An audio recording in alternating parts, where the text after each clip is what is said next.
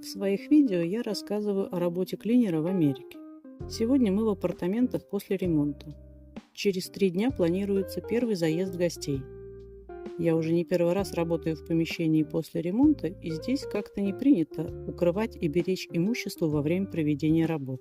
Укладка плитки, покраска стен, потолка ведутся прямо с состоящей в помещении мебелью, светильниками, телевизорами. Накрыть их пленкой было бы гораздо быстрее, чем потом пылесосить и отмывать все предметы. Напомню, что оплата в США считается в час. Но факт остается фактом. Здесь нужно сделать основную уборку после ремонта, потом будет завезена и собрана мебель, развешаны зеркала, картины.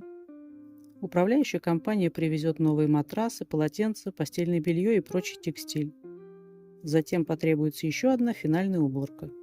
Но все пошло не по плану. Переходите в профиль, чтобы увидеть продолжение истории.